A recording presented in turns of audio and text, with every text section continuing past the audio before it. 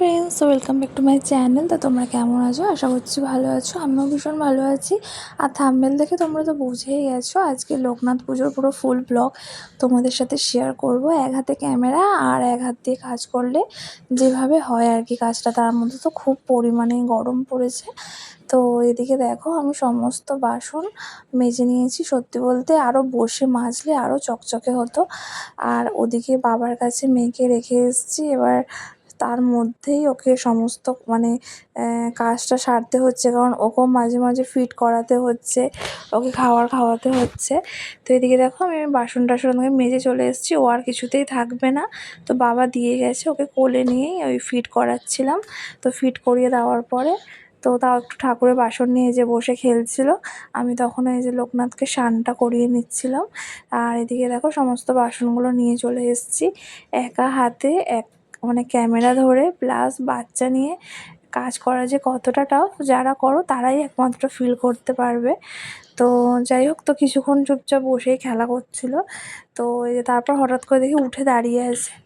আর দেখি এরকম জোর হাত নমো করে এরকম চুপ করে দাঁড়িয়ে আছে। আর এরকম যখনই এরকম মুখের এক্সপ্রেশনটা যখন দেয় আর এরকম চুপটি করে দাঁড়িয়ে থাকে, আর জাস্ট তখন আমি জানি ও পটি করবে। তো হুট করে দেখি পটি করে দিয়েছে। তো তখন আমার পুজো হয়নি। তো ওদিকে তারপর আবার পটিটা পরিষ্কার করে তারপর হাত ফাত ধুয়ে তারপর আবার পুজোয় বসলাম। তো আমি নতুন নাইটি পরেই পুজো করছিলাম। এবার হুটমাত্র বাচ্চা মানুষ পটি করে দিয়েছে, কী আর করব। তো যেহেতু আমরা এখনকার যুগে ওয়াইপস ব্যবহার করি, তো এই একটা সুবিধা।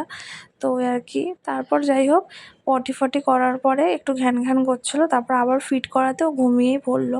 তো বাবার কাছে ওকে দিয়ে দিলাম, আর বাবাকেই বলছিলাম পাঁচালিটা পরার জন্য।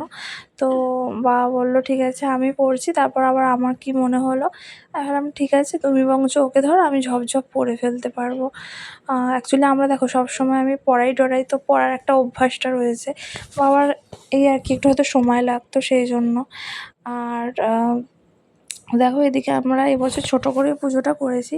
প্রত্যেকবারে ভোগ হয় এবং ভোগ বিতরণও হয়, কিন্তু এবছর তো মায়ের শরীর ভালো না। তো সেই জন্য মা, যেহেতু মাই একমাত্র নিয়েছে দীক্ষা নিয়েছে, সেই জন্য মা ছাড়া তো কেউ ভোগ করতে পারবে না, তাই ভোগটা হয়নি। বাকি যেমন ফল সন্দেশ মিষ্টি এনে যেভাবে সবাই ফুল ফুল দিয়ে পুজো দেয় সেভাবেই আমি দিয়েছি।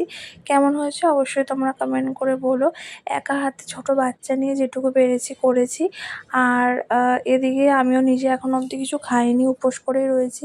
এবার তারপর না মেয়েটা বারবার এতবার ফিট করছে, তো এবার আমি না সত্যি খিদে সহ্য করতে পারি না। আর বেবিরা ব্রেস্ট ফিড করলে ভীষণ পরিমাণে খিদে পায়, আমার তো খুবই পায়। তো এবার দেখো দুদিকে গুছিয়ে সুন্দর করে ফল টল কেটে দিয়েছি। তো 8টায় গেছিলাম ঠাকুর ঘরে, তো আমার বেজে গেছিলো 10টা।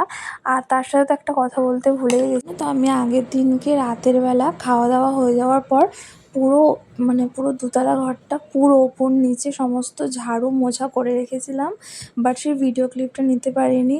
পরে আফসোস হচ্ছিলো, নিয়ে রাখলে তোমাদের সাথে শেয়ার করতে পারতাম, কারণ আমি জানি পরের দিন সময় হবে না, তাই শুধুমাত্র ঠাকুর ঘরটাই মুছে নিয়েছি।